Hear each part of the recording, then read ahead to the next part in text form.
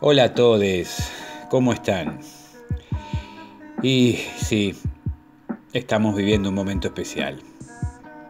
Estamos viviendo un momento en el que toda nuestra intensidad vital, esa intensidad que desplegamos en cada clase de teatro, tiene necesariamente que aceptar el aislamiento preventivo. Pero nosotros, que somos parte del mundo del arte, ya sabemos que esto no impide que podamos seguir desplegando nuestra creatividad y nuestra imaginación. Incluso vemos que esa creatividad e imaginación está en todas partes. El arte entra sorpresivamente en todas las casas. En las nuestras, las clases de actuación online nos siguen acompañando y sosteniendo el entrenamiento teatral. Pero también vemos que miles de personas expresan esa creatividad e imaginación cantando, haciendo música, recitando poemas o leyendo cuentos, relatos, pasajes elegidos de novelas a través de las redes o desde sus propias terrazas, balcones, ventanas. ¿Qué está pasando? El encierro físico se impone, pero la sensibilidad de la creación está más viva que nunca. El ocio adquiere esa importancia que lo hace realmente creativo. No es un simple parate, no es un descanso laboral, no, es una cuarentena. Nos aislamos voluntariamente para cuidarnos entre todos, pero nos damos cuenta de cómo necesitamos comunicarnos. Y a diferencia de otros momentos históricos, vivimos en un siglo en el que la virtualidad es una herramienta poderosísima para hacerlo. No tenemos que aislarnos sin saber qué está pasando ahí afuera, conjeturando cuáles son los movimientos de los demás. Podemos estar al tanto de cómo vive cada cual su confinamiento con solo encender nuestro celular, nuestra PC. Pero si miramos hacia atrás, vemos que la historia da cuenta de muchos momentos en los que la actividad teatral se suspendió por diversos motivos y siempre, la llama de nuestro arte siguió encendida. ¿Por qué? Porque como decíamos, la imaginación creativa de nuestros artistas también seguía encendida. Y en su aislamiento social, reflexionaban, escribían e imaginaban con sus cuerpos su próxima creación. Y todo esto nos lleva a bucear en cómo atravesó el arte, y especialmente el teatro y todos sus hacedores, en otros momentos históricos, situaciones en las que nuestra querida actividad, por diversos motivos, tenía que suspenderse. Recorriendo esos momentos en los que también se interrumpió nuestro contacto social y por ende la convivencia arriba de un escenario y con el público, tan necesaria y vital para nosotros, sabemos que el teatro, aun en esas situaciones hostiles, siguió nutriéndose y creciendo en los cuerpos de quienes se dedicaban a este maravilloso arte, nuestra saludable profesión. Ya en los comienzos del teatro, en Atenas, siglo V a.C., vemos cómo Sófocles, impresionado por la peste que se había llevado a Pericles, el gobernante que había hecho brillar esa ciudad intelectual y artísticamente, incluye esta circunstancia, la peste, en el tratamiento del mito de Edipo en su obra Edipo Rey. La obra comienza con la ciudad de Tebas siendo devastada por la peste. Las pestes eran percibidas como eventos con los que había que convivir en las ciudades y eran aceptados como castigos de los dioses, naturalmente. ¿Qué motivaba el castigo de los dioses en Edipo Rey? El asesinato no esclarecido de Layo, el anterior rey, y hasta que el responsable no expiara sus culpas, la epidemia seguiría azotando la ciudad. Edipo es el rey actual, y para salvar a sus súbditos, inicia una investigación que lo llevará a darse cuenta de lo peor. Y se consumará la tragedia. Entonces, la peste, en Edipo Rey, funciona como la motivación de Edipo para consultar al oráculo y va a abrir el camino hacia su infelicidad y la desgracia se cierne sobre toda su familia. Recordemos que una de las hijas de Edipo es Antígona. Si no conocen su destino, les recomendamos que lean las obras de Sófocles. Aparte de las pestes, cuando las guerras llegaban a las ciudades, significaban la ausencia del arte teatral en la vida social. Esto fue así por muchos siglos, y durante la Edad Media siguieron propagándose periódicamente la peste y también las batallas entre señores feudales ahora en procura de extender su dominio territorial. Pero a esto se sumó, durante la época medieval, el triunfo del cristianismo como religión oficial de gran parte de Europa. Y la moral cristiana esparció un pensamiento antiteatral, por lo que la representación de nuestro arte no se practicó como se conocía en la antigüedad griega y romana. Avanzada la Edad Media, impulsada por los jesuitas, solo se aceptó la actividad teatral en las iglesias con un fin pedagógico. Como la población era analfabeta, el teatro era útil para transmitir pasajes de la Biblia. Pero ya lo dijimos, el teatro siempre siguió con su llama encendida. Y aún en este periodo tan triste de prohibición de la representación teatral, sumidos en la marginalidad social, juglares, trovadores y otros artistas ambulantes sostuvieron esa llama con una dignidad y perseverancia que habría que aplaudir. Las representaciones de estos artistas al aire libre, siempre miradas como una actividad marginal, insisto, de alguna manera fue tolerada en la época medieval. A cambio de dinero o comida, iban de pueblo en pueblo haciendo sus espectáculos y en ocasiones eran favorecidos y los llamaban para participar como atracción y entretenimiento en las fiestas y los banquetes de reyes y nobles. Entonces, a pesar de las prohibiciones y la falta de un espacio concreto para la actividad del teatro, ellos, juglares, trovadores, artistas ambulantes de la Edad Media, fueron los que sostuvieron la antorcha del trabajo actoral, soportando la marginalidad, un tiempo en el que el teatro era fuertemente condenado moralmente.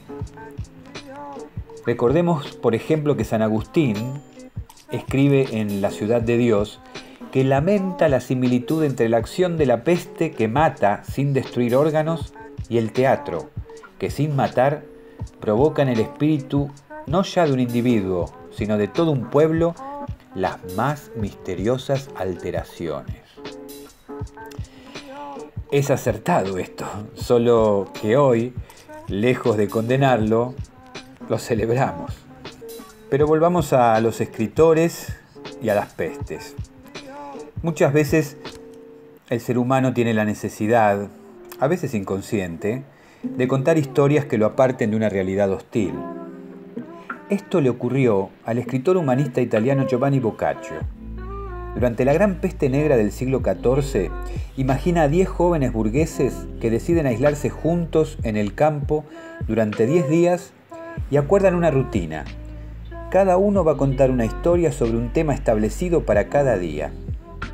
Así, al terminar su aislamiento en conjunto, hay 100 relatos que publica Boccaccio con el título Decamerón. En este libro se inspiró Mario Vargas Llosa hace unos años para escribir la obra de teatro Los cuentos de la peste. Y algo similar a Boccaccio le ocurrió a otro gran artista, que simboliza en todo el mundo uno de los puntos más altos del teatro occidental. ¿Quién? Y sí, estamos hablando de Shakespeare. De hecho, su vida comenzó en un momento en el que se estaba saliendo justamente de un brote epidémico que acabó con una cuarta parte de la población de Stratford-upon-Avon, su pueblo de nacimiento. Fue tal vez una de las primeras veces en la historia de Inglaterra en que fueron prohibidas las representaciones de obras de teatro por la peste en Londres. Por ley, cuando las muertes llegaban a 30 por semana, las funciones de teatro se suspendían. Claro que Shakespeare recién se mudaría a esa ciudad en la década de 1580 y rápidamente se iba a integrar al ambiente teatral.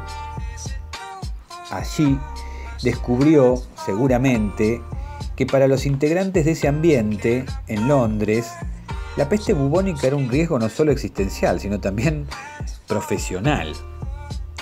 Entre 1603 y 1613, por ejemplo, los teatros londinenses estuvieron cerrados por un total de 78 de esos 120 meses, más del 60% del tiempo.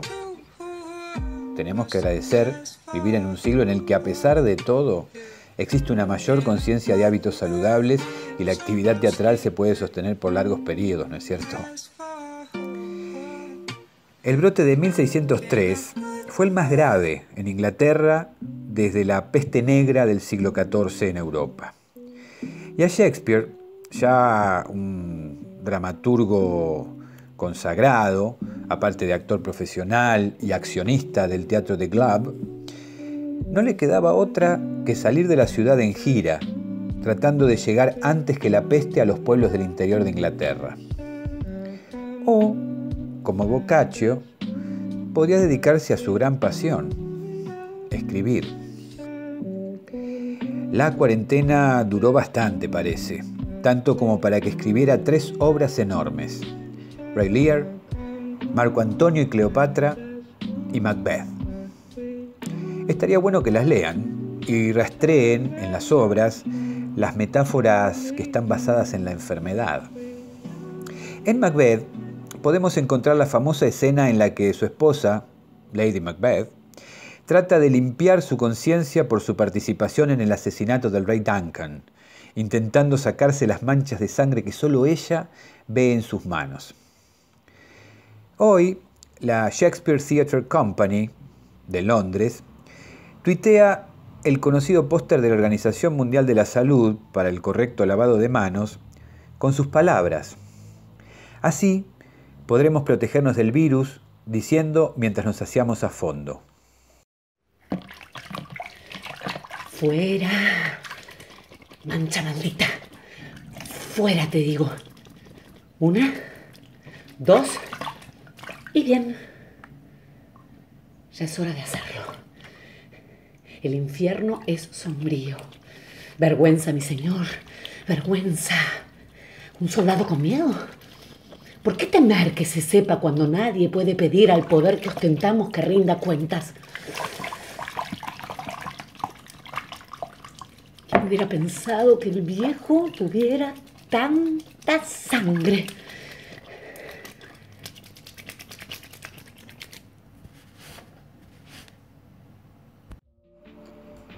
Pero aunque sirve para neutralizar al COVID-19, ni restregándose con jabón sus manos un cuarto de hora, Lady M deja de percibir la sangre del rey asesinado en ellas.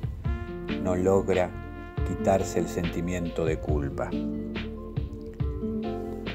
Como vamos viendo, el teatro sigue creciendo, evolucionando, a pesar de los obstáculos para ensayar, para convivir con el público, para ser valorado. Pero también la peste provoca situaciones que serán fuente de inspiración de estéticas y poéticas teatrales. Para ver uno de estos casos, dejemos atrás el teatro isabelino, saltemos casi 3 siglos en el tiempo y lleguemos a la ciudad de Buenos Aires. Sí, nuestra ciudad. Es el año 1871 y la epidemia de fiebre amarilla está causando estragos. Genera tanto temor al contagio que las familias acomodadas que vivían en lo que hoy son los barrios de San Telmo, Barracas, Montserrat, dejan sus casas para huir de la peste. Recordemos que en ese entonces los límites de la ciudad llegaban a lo que hoy es Once, Plaza Miserere al oeste, y Retiro al norte, y esas familias se van a establecer más allá, en sus quintas, y surgirá el nuevo Barrio Norte. Hay una obra de Alicia Muñoz, Ciudad en Fuga, que da cuenta de todo este fenómeno. Esta epidemia del siglo XIX en Buenos Aires es importante no solo por ser la más grave de nuestro país desde su independencia, sino porque pasada la peste se instala en esas enormes casas desocupadas gran cantidad de inmigrantes que llegan a la ciudad a fines del siglo. Esas casas se transforman en pensiones y cada habitación alquilada recibe a familias enteras, muy humildes, que vienen de España, Italia, Francia y otros países a hacer la América con la ilusión de una vida mejor. Pero pronto se van a desilusionar, porque se van a encontrar con que las condiciones que se les ofrecen acá no eran las que imaginaban. Lejos de su patria, trabajando nuevamente para estar al día, su desesperanza no va a pasar desapercibida en el teatro, que a principios del siglo XX toma este fenómeno primero en clave de comedia, por medio del sainete, y después un gran dramaturgo argentino, Armando Discépolo, va a generar el grotesco criollo, género que tiene características propias y será reconocido como singular en la dramaturgia mundial. El grotesco se va a hacer cargo del drama más profundo del inmigrante, el fracaso de su sueño de una vida mejor. Es cierto que el encierro por aislamiento durante las epidemias genera la posibilidad de más tiempo para pensar. Quienes nos dedicamos a la profesión actoral ahondamos en la reflexión que surge de nuestra actividad y lo hacemos involucrándonos con todo el cuerpo. Como lo hacemos nosotros, también lo han hecho grandes creadores teatrales mucho antes.